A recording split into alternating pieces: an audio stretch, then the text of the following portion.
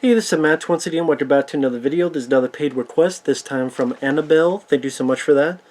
And for those interested in requesting any type of videos, topics, reactions, reviews, re-reviews, randomness, whatever it may be, feel free to send either directly to my PayPal or join my Patreon. Both links are down below in the info box down below. And this is for the 2007 film Inside, which I know got a remake. Not that I care, because I didn't even like this one. And I never liked this movie. I've seen this film before. Maybe Anabel likes it. If so, that's cool. If you and your husband liked it, that's cool. There's nothing wrong with that. I've never been a fan of this movie. I always thought this movie was an overrated piece of shit. That it has good gore, but nothing else to score. I mean, when it begins with a fucking CGI baby, that I'm waiting for Ally McBeal to come in and dance with it, because we see a CG baby and then goes because it's in the stomach of a pregnant woman that has gotten into a car crash. A car crash that her husband dies. She is getting close to having her baby. And then this mysterious woman stalks her for a bit, breaks in, and wants to cut the baby out of her stomach. Now, granted, part of me is asking, well, if she's this close, like literally if you waited 1 or 2 more days, she would have the baby. Why don't you just sneak in and steal the baby? If that's what you want is the baby, you just sneak in. If you need to kill her, you can fucking kill her and then steal the baby. That'd be a lot fucking easier than what you're doing. Plus, it makes sure the baby isn't hurt, since that's what you don't want. You don't want the baby hurt. To spoiler alert, I'll just jump ahead. You kind of find out that the mysterious woman was also part of that car crash. And because of what happened, she was pregnant. She lost a baby. So she blames our lead and wants her baby. But again, I'm thinking, well, again, why don't you just wait a day or two, steal the baby, and then if you want to kill her, or fucking put a needle in or anything. But I guess this lady just wants to do it the hard way. And this movie, I mean, other than gore, it has laughable scenes. Like, you got a CGI baby, and from time to time, during this home invasion of the woman attacking this pregnant lady, our lead, it'll cut the shots of the CGI baby going like this or going like this. It just looks silly to me. And there's a fucking dream scene before the shit hits the fan where she's puking, and then she's on the ground and a baby pops out of her fucking mouth. Because it's a nightmare scene. And I laughed in the fucking movie's face. I'm like, really? You have a fucking nightmare scene where a goddamn CG baby comes out of your fucking mouth? Surprised it didn't come out of your fucking ass. And I think that the fact that so many people talk... I remember when this film came out, because it was the era where you were having a lot of these horror films like Scream, or at least the films that were influenced by Scream. And, oh, there's no real horror. And then you had this wave of French horror films, like Frontiers. What was the other one? Oh, Martyrs, which was another piece of shit.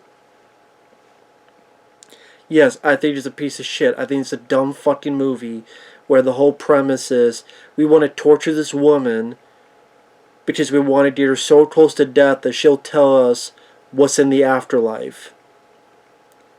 And I say it's fucking dumb because she could make anything up. She could say she saw fucking Elvis. Elvis smacking with Elf from Melmac, bent over a fucking table with his legs in the air like he just don't care. while Elvis eating a fucking banana fucking fried sandwich. They wouldn't fucking know. How would they know? You can make anything up. You would want to make anything up just to stop the torture from happening. Anyway, that's another fucking movie. This...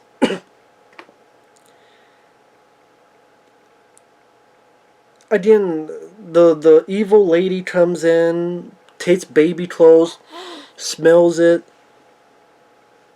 Maybe Zack Snyder saw this for when those fucking women smelled Aquaman's clothes in his Justice League movie. But chases the lead with scissors, wants the baby.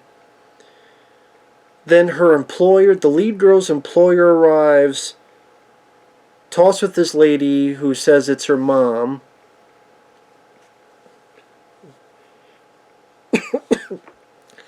I just thankfully for her, the employer never met the mom. But then the real mom comes by. Now, you're a real mom. Your daughter is ready to have a baby. You have this weird lady who said she was the mother. You're worried.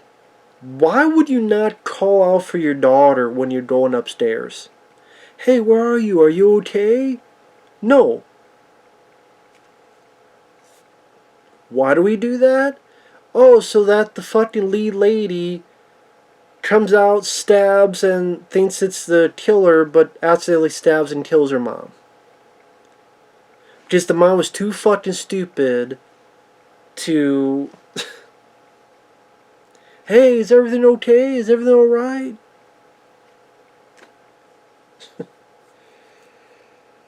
Whatever.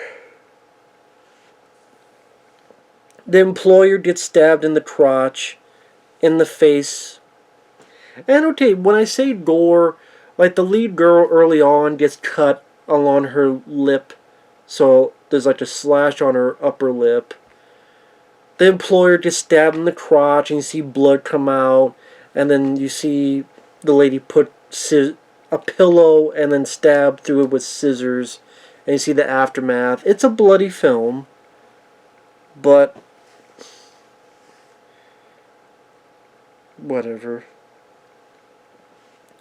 The lead... The bad guy... Oh, the villain kills a cat.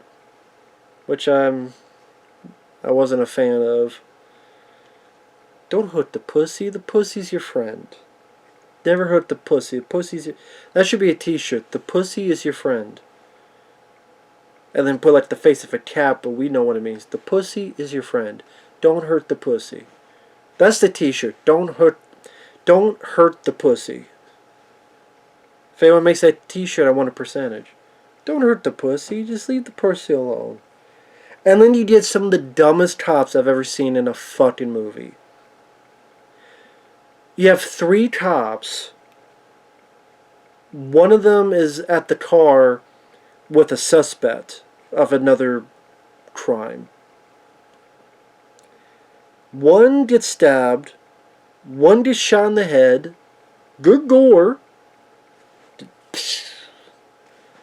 But the third cop hears gunfire. Instead of calling for backup, calling for help, he goes in. Not only does he go in, he goes in and takes the criminal with him handcuffed. Why would you take a criminal you're with, handcuff him to you, walk into a house that you heard gunfire, so now you're putting this guy at risk, and you're not going to be able to do much because you're handcuffed, so you're limited in one arm. You go into a gun battle. That's like going to a gunfight and you really put one arm behind your back. Or you really tie one arm up. That's what this cop did. Oh, I heard fire. A gun. I heard gunfire. You.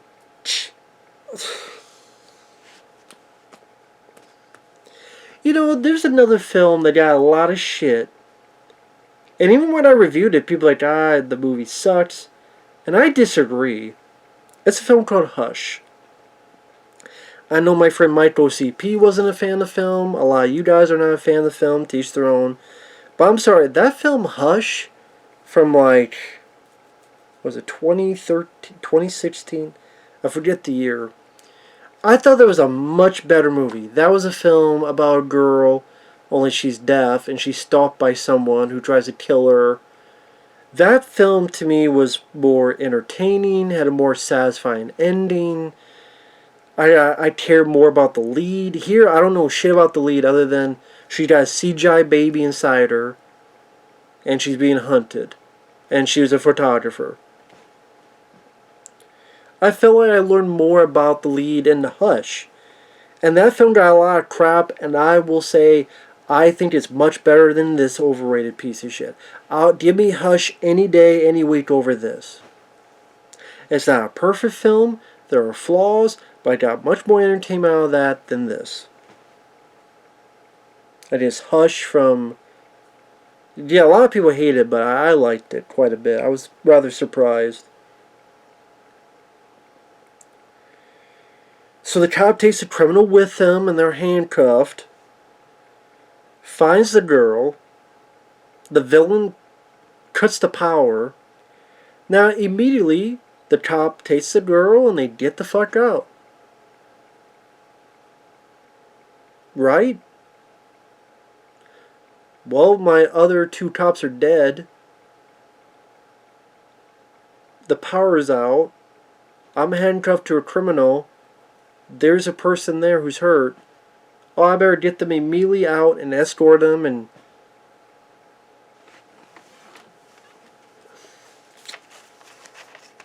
Nope. Then what happens?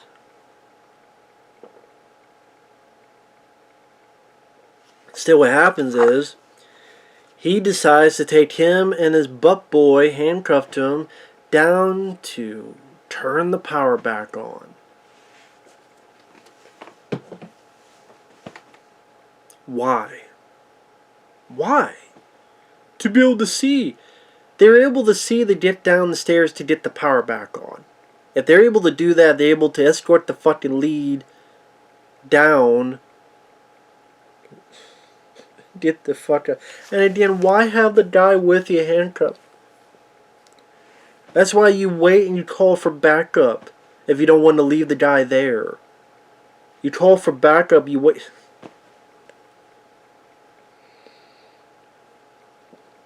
I'm sorry, I'm not excusing that bullshit because it's got some decent gore. I could see 50 fucking movies for gore. Dead Alive is one of the goriest movies ever. But that has even more stuff to it than just gore. Including an entertaining sense of humor. And creativity. So that's the thing, that's why gore doesn't... Gore is cool to have. Gore is nice to have. But at this point, I need more than gore. I do.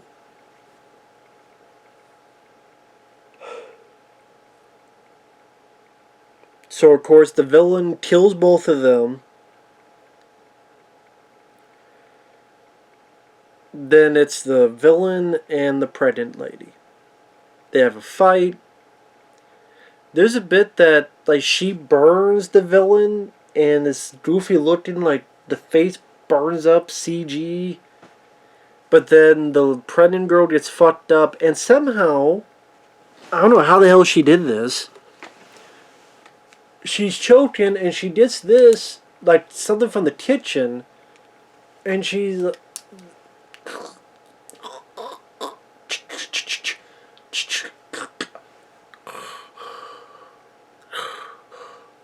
She performs her own fucking tracheotomy. Tracheotomy. It fell a tracheometry. She was able to... I mean, this is stuff that you need to know how to do. That's not like something you could do, like put on a band-aid. Although she does duct tape it.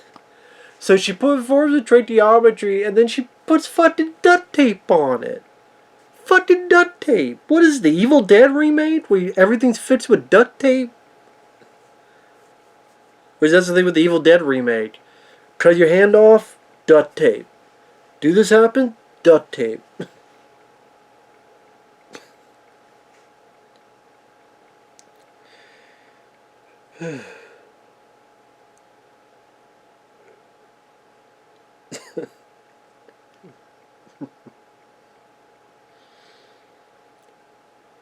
Pretty much the cop, his like,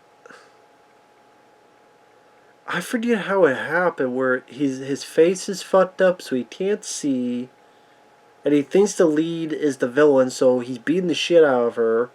It's hurting her, hurting the baby. So then the villain comes in and kills the cop. Getting decent gore. But then the lead girl's like, oh, I'm getting fucked up and my body's fucked up and please, save my baby. Save my baby. So then the villain cuts the stomach open, gets the baby. The lead dies of her wounds, and then the villain is rocking her chair with the baby. I'm like, this just ain't my cup of tea, man. It's not. I'm sorry, it's not. I give credit to some of the shot compositions, certain angles during some of the chase scenes. Definite credit to the gore, where people would feel intense watching these sequences. I wouldn't say the acting was bad. I just didn't care about the characters. And it's a lot of stupidity in the script that I think gets overshadowed because of the intense gore. But at least with a slasher film, there could be gore, but I guess it also depends on your preference. Like, what do you look for in a horror film? Yeah, you want a horror film to be scared, but I wasn't scared. I wasn't scared because of the CGI baby and the goofy fucking dream and the stupid people doing dumber things like the extremely stupid fucking cops. So then the scare factor was just gone for me. And I'm sitting there going, you guys are fucking idiots, man. I don't give a shit if y'all die. I don't give a fuck. I don't know, just watch it all. It was just not for me, I guess. It's not for me. If it's for you, cool. Maybe those kind of horror films just aren't for me. Different preference, different strokes for different folks. I'm more of a monster movie guy, or aliens, or I know it's not a horror film, it's action. Or John Carpenter's The Thing. I get more out of that than this. I get more out of the Blob remake from 1988. I get more out of Jacob's Ladder from 1990. I don't know, just not for me, man. We'll see you guys later. Bye-bye.